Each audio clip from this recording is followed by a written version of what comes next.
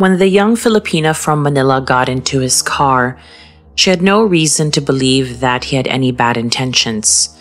They've talked for a long time before, and meeting him at last was a comfort.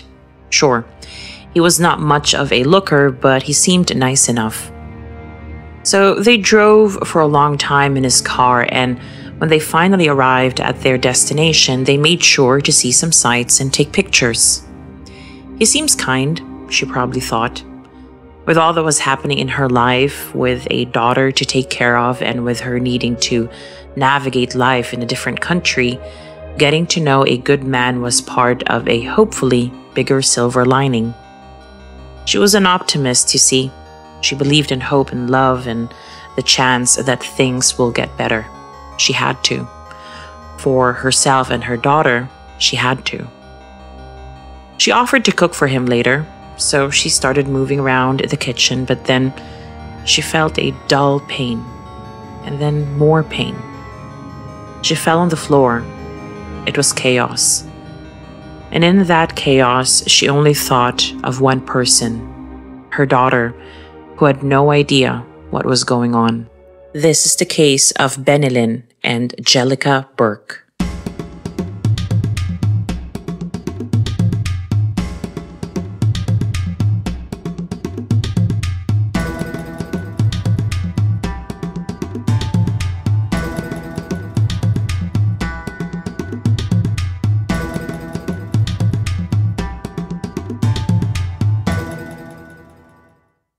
Mabuhay Lagim fam, welcome to another episode of Lagim, a Filipino true crime podcast. I am very sorry for the delay in releasing this episode. I know it took me more than a month to do so. I completely underestimated my last project at my day job, and it took a huge toll on me physically and also mentally. I just did not have the strength and the wherewithal to produce an episode. Thankfully, my next work project is less demanding, so that will give me more time and strength to hopefully be more on time with my episodes. Now, if you're new here, welcome. If you've been an avid listener from day one, welcome back. If you end up liking this episode and podcast, make sure to follow, rate, and review me on the podcast platform that you are using right now. Make sure to also follow me on social media. I have included links to all my social media accounts in the show notes, so make sure to check those out. To support this podcast, you are welcome to make donations through buymecoffee.com. The link is also in the show notes. Without further ado, let us start with today's case, and remember that details in this story might be triggering for some people, especially as today's case involves reference to crimes against women and children.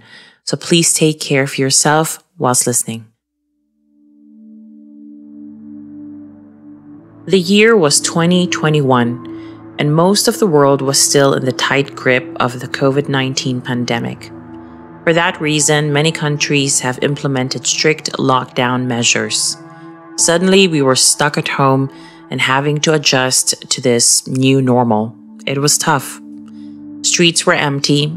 The usual buzz you hear on weekends in towns and cities was no more, and everyone was becoming more and more anxious from hearing about deaths related to the deadly virus.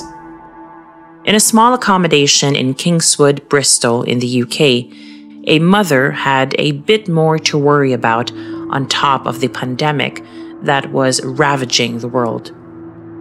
Bennylyn Burke, a 25-year-old Filipina, was living in an emergency accommodation with her young daughter Jellica, who was born in 2019. Bennylyn moved out of her husband Lexington Burke's house after she asked social services to step in following physical assault accusations she made against him. He still denies this to this very day. Despite all this, Bennylyn was feeling positive. She was in an apartment away from her husband, she had a job at a care home, and she also had a side gig selling vacuum cleaners online. She was able to support herself, Jellica, her daughter, and also help her family back in the Philippines. All she wanted was peace of mind and a good life in the UK. Despite feeling homesick, she persevered.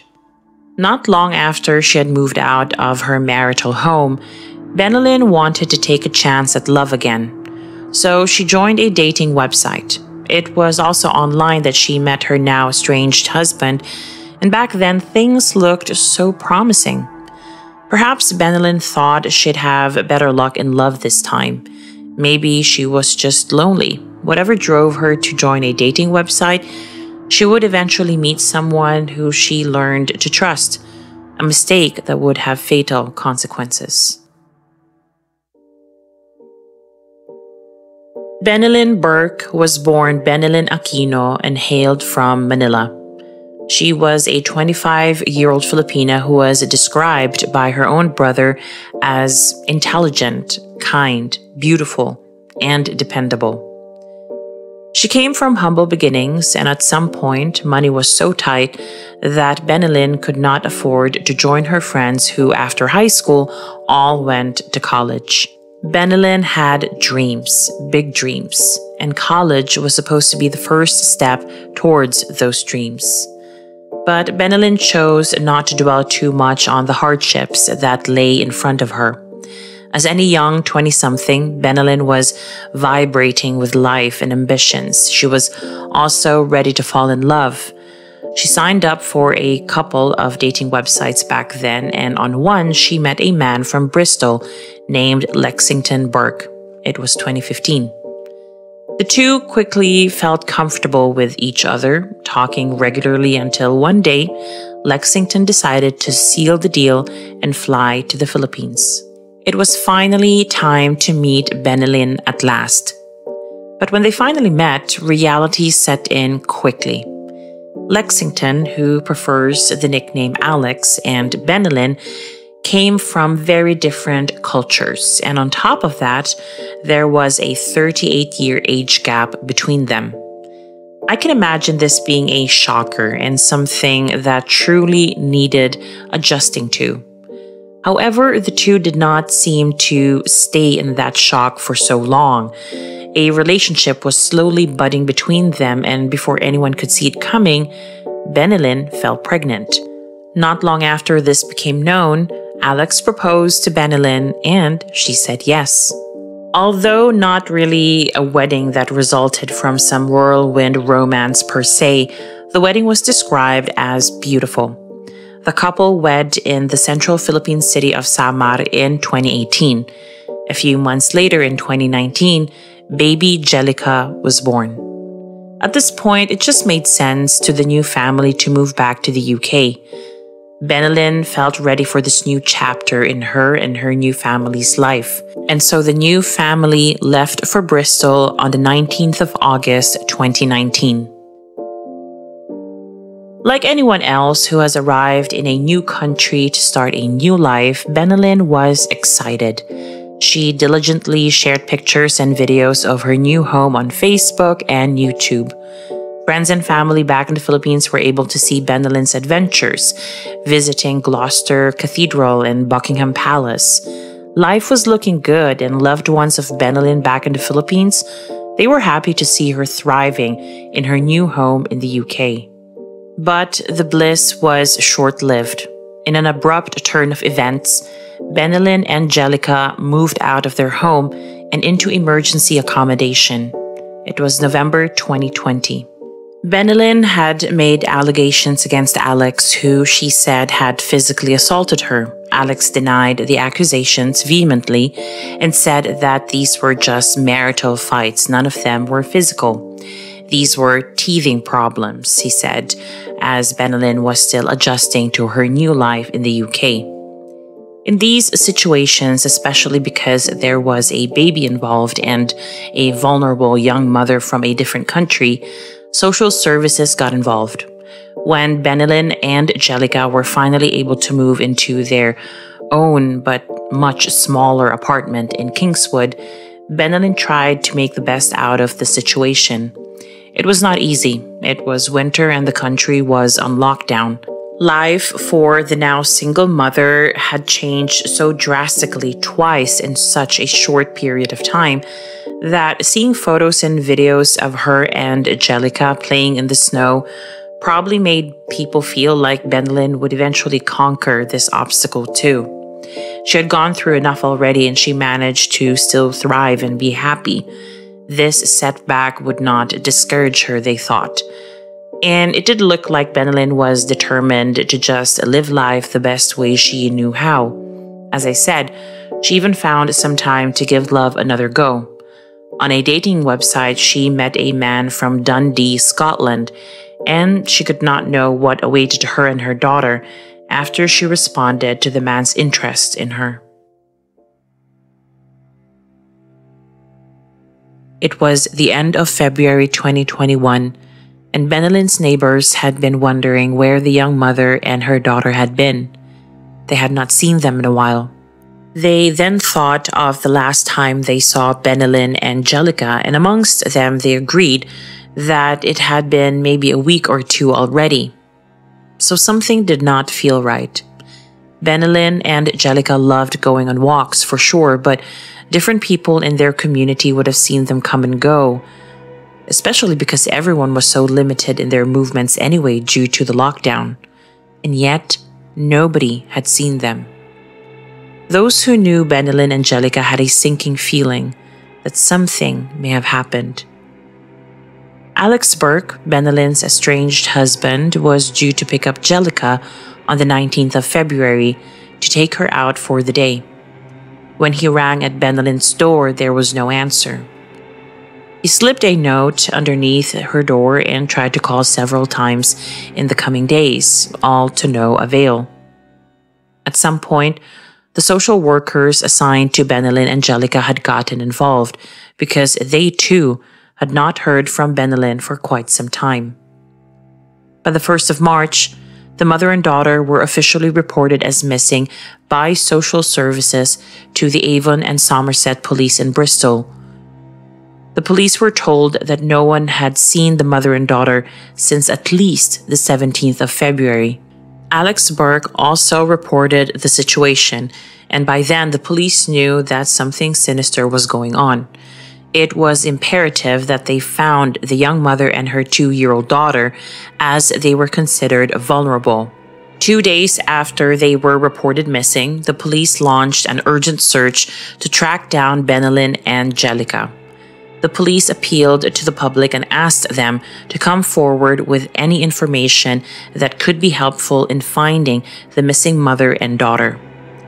As a matter of procedure in this digital age, the police then started with trying to track Bennylyn's movement through her phone, computer, and by also looking at financial transaction records.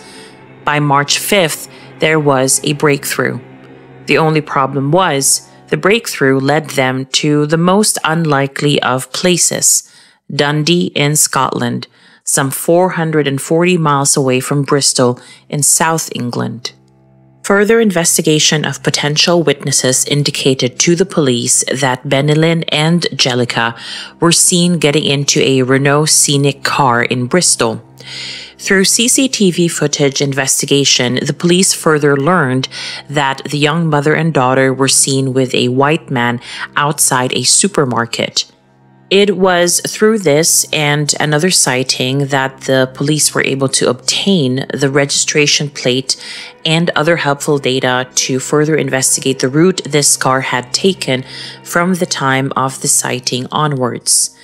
The police then tracked the car using all this plus Bennylyn's mobile phone records and learned that more than likely Bennylyn and Jellica were in Dundee in Scotland.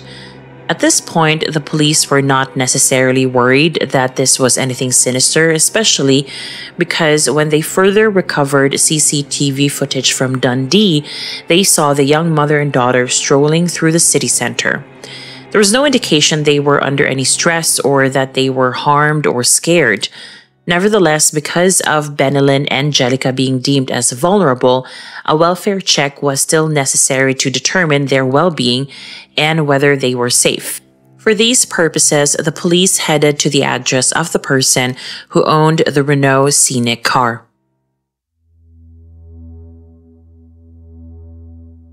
Its owner is someone named Andrew Innes, and he lived on Troon Avenue in Dundee. At 3:20 in the afternoon on the 5th of March 2021, the police arrived on Troon Avenue and began questioning Ines. Reports reveal that Ines was asked where the young mother and daughter were. He said that he had actually broken things off with Bennylyn after he found flirty messages from a man on her phone.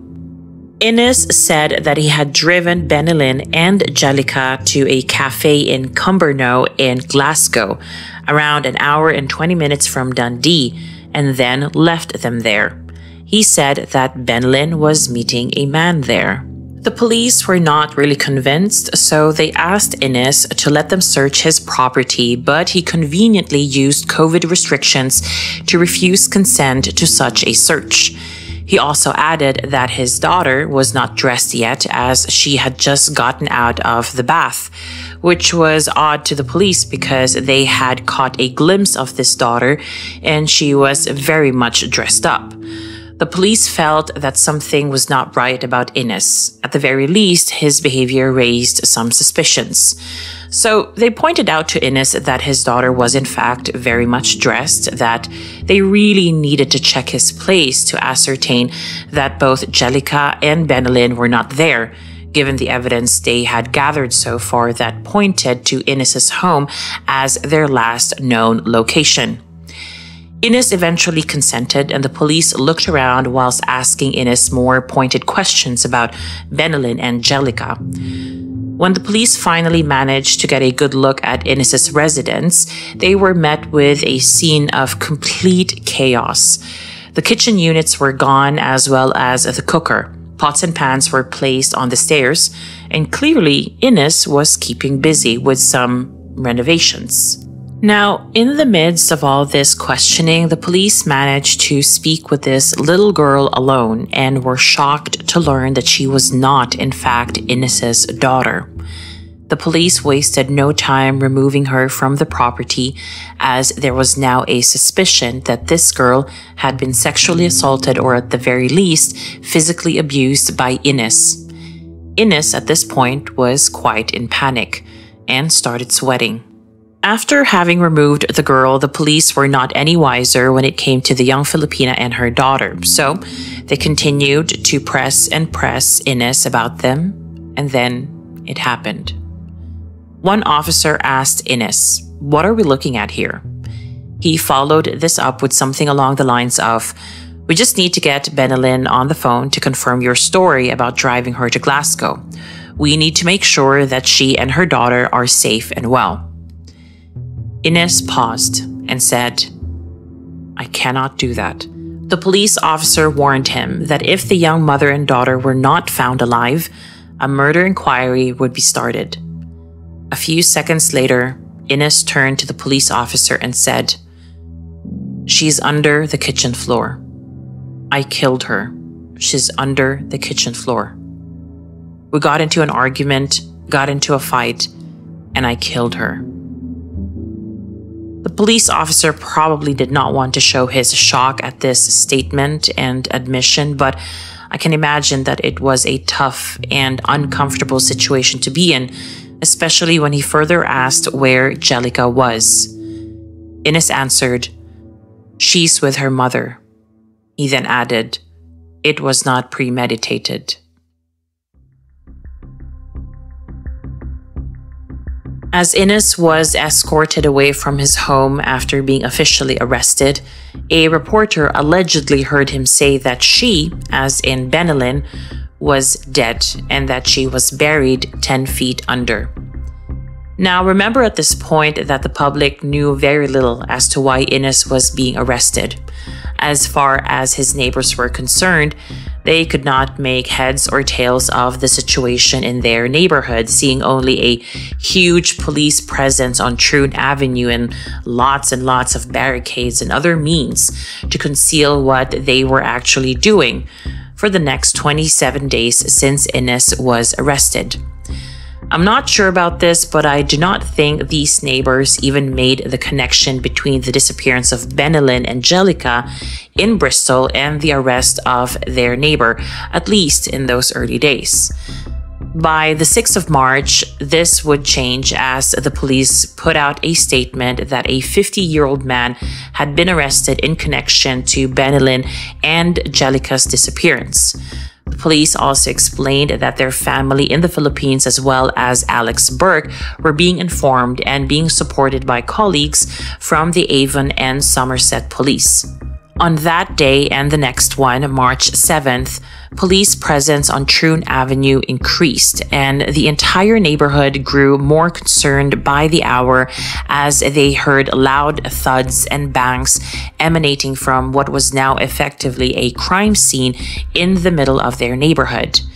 They also noticed that a skip, which was ordered by Ines recently as he was doing some kitchen renovations, had now been covered and completely concealed from the public. Little did they know that inside of Ines's home, a forensic team was ramping up search efforts given what Ines had told the police about where Bennylyn and Jellica were.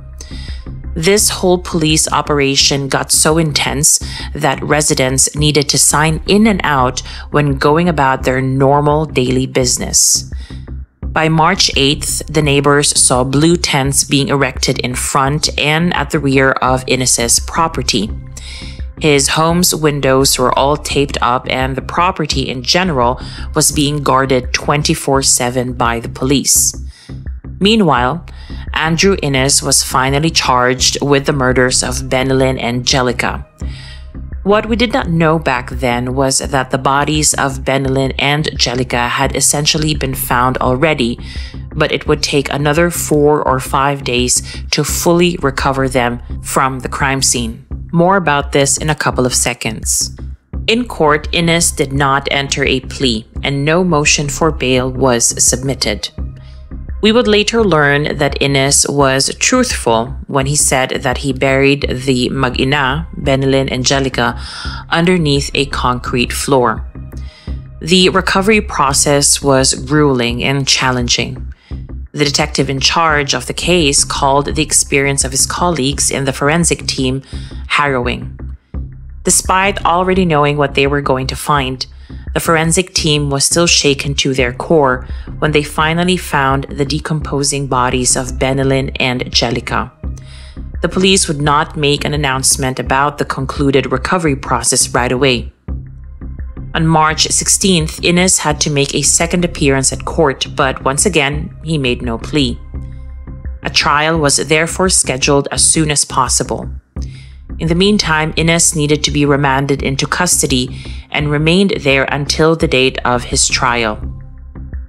Now, 2 days later, on the 18th of March, the news that absolutely no one wanted to hear finally broke. The police finally announced that 2 bodies were recovered from Andrew Ines's property. It was a horrifying gut punch to the Troon Avenue neighborhood to hear that something so awful had happened right under their noses. After this announcement that left many people flabbergasted, not quite comprehending how this could happen, the police stayed quiet for 2 whole weeks. It was only on April 1st, 2021 that the police officially confirmed that the bodies recovered from Troon Avenue were that of Bennylyn and Jellica Burke. I think even before this date, people who knew about the case, such as Alex Burke and Bennylyn's family in Manila, were already informed ahead of time. Meanwhile, I think that the Troon Avenue neighborhood and the Bristolian friends of Bennylyn could sort of deduce that it was their friend and her daughter who met such a horrible and grisly fate up north in Scotland. In order to fully understand the crime in this case, I think it is worth looking into Andrew Ines a little bit. I'm not fully enthralled by this idea, and believe me, I edited this bit in my script many times. By introducing him further to you, I realized that I also risk humanizing him. The last thing I want to do in a case where I know there are no mitigating circumstances at all for what he did. By mitigating circumstances, I simply mean, did he have severe mental health issues? Did he come from a violent family? Were there drugs involved? Was he forced to kill? Things like that. Mitigating circumstances when used by criminal lawyers in court cases are things that can potentially change a charge from, say, murder to manslaughter, or shorten a sentence from life imprisonment to 15 years. Mitigating circumstances are not excuses, just to be clear. Anyway, I'm not doing this quick profile on Andrew Innes to provide him with mitigating circumstances or excuses. I just think it is important to look into him to fully understand how we got here, losing the lives of Bennylyn and Jellica. When friends and colleagues of Andrew learned that he was arrested in connection to 2 murders, the general reaction was, surely not him. Andrew Innes has always projected a friendly and mild-mannered personality towards friends and colleagues, but who really is Andrew Innes? Andrew Innes' life started in Germany, having been born on a British military base in Hanover in June 1970. His birth name was actually Andrew O'Hara, and it is unclear when and why the family later changed this. His mother was a hotel housekeeper, and after the army, his dad worked as a water treatment engineer. As a child, he grew up both in Derbyshire and Dundee in Scotland. Unlike his parents, Andrew chose a completely different career path that started with his love of computers when he was merely 11 years old. He would later become a video game programmer, working on games such as FIFA Soccer, All Points Bulletin, and Tamarin. In the 80s, Dundee, Scotland became sort of a world hub for computer designers, and so Andrew was at the perfect location for his future career aspirations. By the early 90s, he became a designer of games, and one of the more prominent games he helped design was Nintendo Uniracers. Andrew's star was on the rise, and he even got to travel the world visiting the Nintendo headquarters in Japan. Andrew was surely honing his software engineering skills and enjoying a comfortable life back in Dundee. He continued to be a valuable asset to whatever company he worked in. After all, he had at that point 2 decades worth of experience. He continued to travel, and most of his travels took him to Japan. On one of his visits to Tokyo, he met his first wife, Ryoko Nagashima. By 2002, they married in Aberdeen. Not long after, 2 became 5, as the couple became parents to 2 girls and a boy. Ryoko and Andrew then moved into the property on Troon Avenue. Now, one thing you need to understand about Andrew was that he loves Japan. When he was offered a job by a multinational corporation with offices in Japan, he was very excited to move there together with his family. There, he created apps and games and even thought of starting his own business. Before coming back to Scotland, he also worked for 3 years in California. I think it was here that the marriage to Ryoko finally broke down. Innes then moved back to Scotland. He was in a relationship with another woman after his marriage broke down in California, but even that short relationship failed. And then COVID hit. Andrew was stuck in Dundee, and his children, despite having visited once before the pandemic hit, were living in Japan, or at least had to live there for the time being. Being back in Dundee, it would seem that Innes was feeling some type of way about the direction his life has taken. He felt he was not as successful as his contemporaries, both professionally and personally, what with his marriage breaking down and all. He wanted to start a business, but never really went further than talking about it. This brings us to 2021. Upon searching Innes' home, the police found and seized 6 electronic devices and then analyzed them. The point of doing so originally was to establish how Bennylyn and Andrew Innes initially met. I suppose having combed through Bennylyn's mobile phone records, the police wanted to have a clear and better picture of when first contact was. However, the police found more than what they had hoped or bargained for. They learned that Innes was signed up to dozens of dating websites and that he was using a so-called scraper tool when accessing these dating websites, making sure that he could target a specific type or demographic of women. Having done this, Innes was able to group the women on a spreadsheet. Yes, a spreadsheet, highlighting the women's age, height, weight, number of children, and age. He made sure to use his computer software skills to target women from at least 34 dating websites.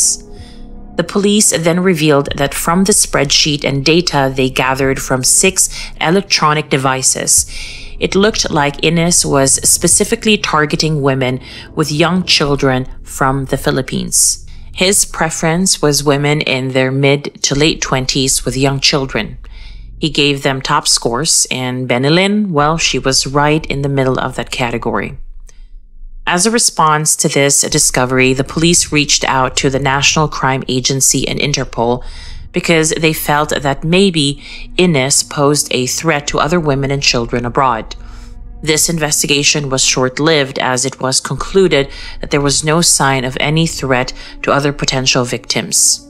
So, whilst it is clear that Innes and Bennylyn met through a dating website, you might be wondering what could have motivated or convinced Bennylyn enough to take a chance and travel so far away with essentially a stranger. The police learned that Bennylyn, being separated from Alex Burke, being a single mother with no stable and well-paying job and living in emergency accommodation, was enticed by Innes, who offered her a job. In a way, you could say that Bennylyn was groomed. She was a prime target for such grooming given her vulnerable position. Innes knew exactly what he was doing.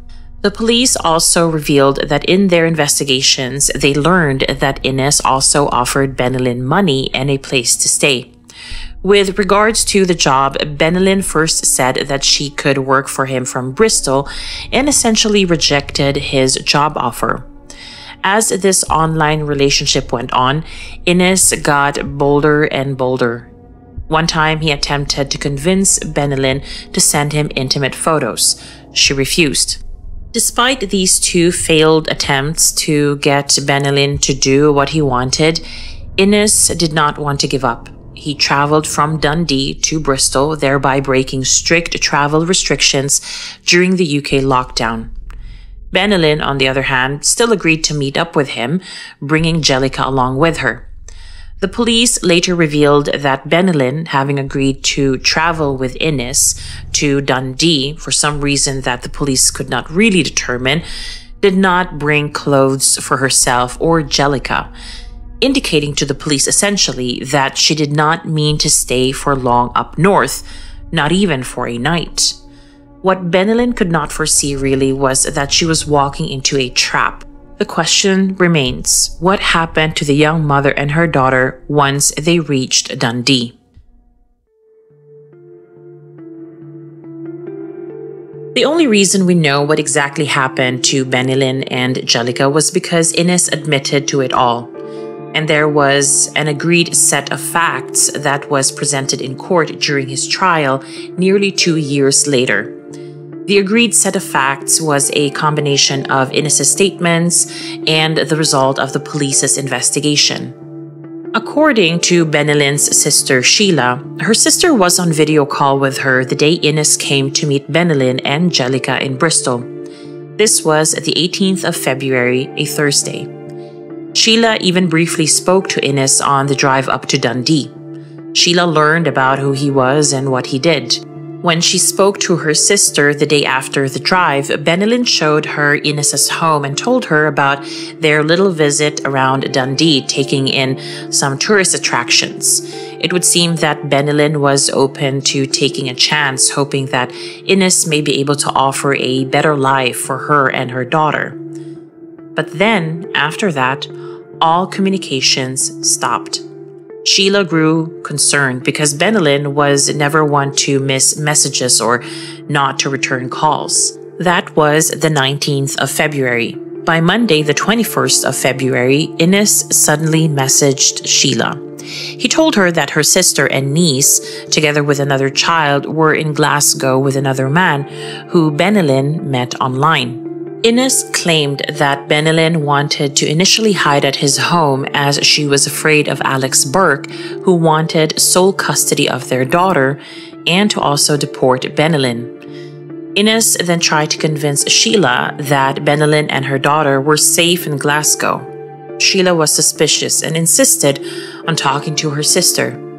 Ines made up excuses, and this kind of exchange continued for some time. At some point, Sheila asked if her sister was alive, and Ines chillingly answered, quote, "Scotland is a very peaceful country. We don't have much crime at all. Please try not to worry.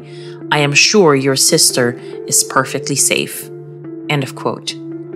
Ines then told her that her sister and niece were settling in well in Glasgow and will be in contact with her as soon as she felt safe to do so. Sheila asked Ines for a recorded video of her sister. He sent her an old one. Sheila felt hopeless. Sheila, probably having noticed that she was not going to get the answer she wanted from Ines, simply said that she hoped that one day they'd meet. That would be their last exchange before news broke out that Bennylyn and Jellica were missing. Going back to what took place inside the home on Troon Avenue, it would seem that sometime between the 20th of February and the 5th of March, Ines attacked Bennylyn after thinking, quote-unquote, crazy things, and because she resembled two women who he felt betrayed him.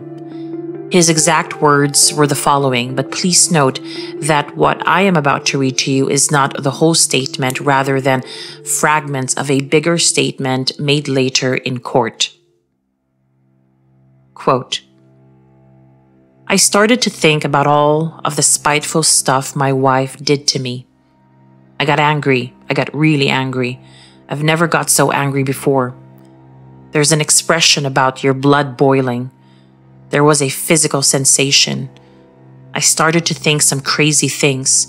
I thought that the woman in front of me was some kind of hybrid. I became apocalyptically angry. I picked up the hammer and hit her over the back of the head. I was furious. I started to think some crazy things. It's insane. My memories are fragmented. I don't remember all of it. I remember wrestling on the kitchen floor. I had a samurai sword in my office, and I remember thinking, right, I will get my samurai sword. So I went into my office and she started chasing me. I remember the blade going in once. I kept hitting her until she stopped moving." End of quote. Bennylyn did not see it coming. According to Ines, Bennylyn was in the kitchen preparing some food when he lunged at her and attacked her. He further said that he was medicated, seemingly blaming his behavior and crime on some steroids he had taken beforehand. But that is not all what he did at his home. Now remember that young girl who was found in Ines's home? She was a witness in his trial, and she testified that she saw Ines hit Bennylyn with a hammer on her head. The autopsy would later confirm this and more. Bennylyn's blunt force head trauma was caused by Ines hitting her repeatedly with a hammer, and not just once, and also hitting her with the handle of a knife. It would seem that Bennylyn did not die immediately, however, despite these horrible injuries, and so Ines decided to brutally stab her, which eventually killed her. Results of the post-mortem examination of Bennylyn's body were published in late May 2021, and they revealed that amongst her many injuries, Bennylyn had a 34mm stab wound to the right side of her chest. This was a horrible way to die. But what the world was not prepared to learn was what happened to Jellica. The 2-year-old toddler must have been scared out of her mind, probably sensing that something was very wrong. Her mom was not there to comfort her anymore. Innes admitted with no hesitation later on in the investigation that Jellica's screaming bothered him. He said, quote, "I could not look after a child. The child was screaming." End of quote. Whilst the little girl in Innes's house and Jellica were playing a game of hide and seek, Innes decided to kill Jellica. He brutally ended her young life by strangling her. And this is where it gets even more upsetting. The little girl found in Innes's home was not only a witness against him in his murder trial, she was also the subject of another charge against Innes. The police, during their investigation, had grounds to believe that Innes was repeatedly sexually assaulting and raping the little girl. For this, Innes was also charged. This little girl then testified that Jellica too was sexually abused by Innes. These accusations were denied by Innes, but the police had DNA evidence proving both sex crimes. Now, Innes did not waste time and started concealing his crime after killing both Bennylyn and Jellica. He wrapped Bennylyn's body in a rubble bag, a blanket, and tarpaulin, and then placed Jellica's naked body in another rubble bag. Both bodies were then buried in concrete beneath the kitchen floor, only to be discovered by the police 2 weeks later. For those who were left behind by Bennylyn and Jellica, hearing the details of how their loved ones died was devastating. Bennylyn and Jellica were loved by those who knew them, and the way they perished from this world seemed incomprehensible, unnecessarily brutal, and horrifying all at once. By the 9th of June 2021, Bennylyn's ashes were sent back to the Philippines, where her family organized a wake in honor of their late daughter. I'm not sure what happened to Jellica's remains and whether her ashes were also sent back to the Philippines, but I'd like to think that this was the case. It is, however, possible that Jellica's remains were laid to rest in Bristol, where her father still resides. Fast forwarding to the trial, we now find ourselves in the year 2023, almost 3 years since the murder. All in all, Andrew Innes was charged with 6 criminal offenses, which included murder charges, sexual assault charges, and charges for obstruction of justice. During the trial, Innes admitted to the murder and the details I have mentioned a few minutes ago. However, friends and family members of Bennylyn and Jellica were shocked to hear that Innes was claiming in his defense that he had diminished responsibility and thus could not be found guilty of murder. As I said, he denied the sex crime charges, so his so-called diminished responsibility would only apply to the murder charges. Just a note here, diminished responsibility is a murder defense in criminal law.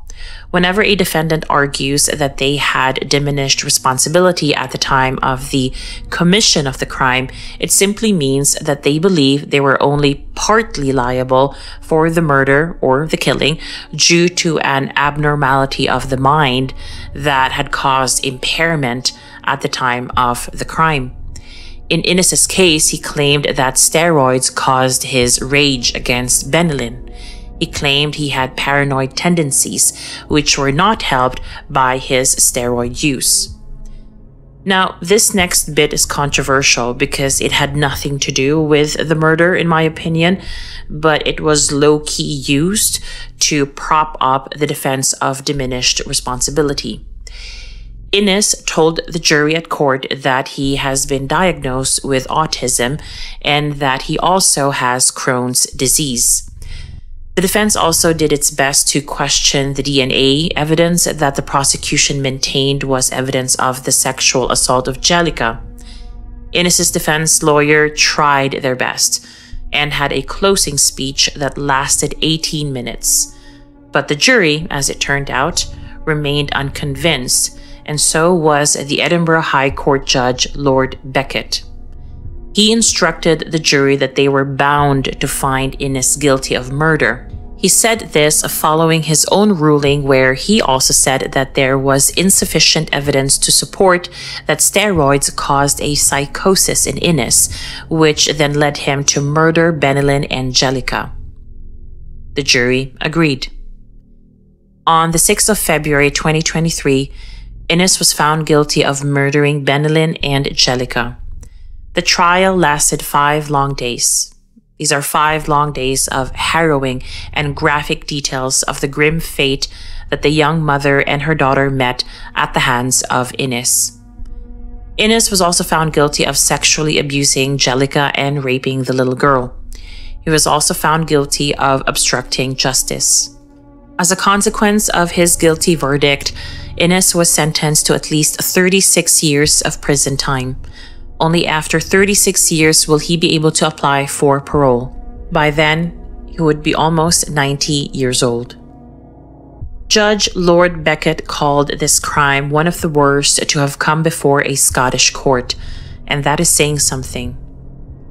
As for the Aquinos, Bennylyn's family, the 5-day trial was excruciating. When the verdict was delivered, they were seen weeping. It is justice, but it can never really bring back their loved ones. The Aquinos were supported by the Avon and Somerset police, but I want to give a massive shout out to UK Filipino charity Kanlungan, who helped this family when they were going through the worst moment of their lives. I encourage you to look at the show notes for the link to their website and to perhaps show them some love, support by sharing their work, links, social media accounts, and by donating as well. I've been following them for a long time now, and it was through them that I first learned about Bennylyn's case. Bennylyn and Jellica had their whole lives ahead of them, and the loss created by their deaths is immeasurable. Bennylyn was so full of hope despite the setbacks in her life. She wanted to create a great future for Jellica, the heart and center of her whole life. She made sure she and Jellica always did something fun. Both of them loved going on walks, on little adventures, exploring their new home in the UK. According to friends, Bennylyn's favorite spot was Brandon Hill Park in Bristol. It has a tower that stands over 100 feet tall, offering amazing panoramic views of the city and the countryside. Now, it has lost 2 of its most avid visitors. Bennylyn and Jellica were honored here in April 2021 when friends of hers held a memorial, leaving a message by a tree saying, "You are loved, you are missed, you are remembered." Both Bennylyn and Jellica truly endeared themselves to their new community.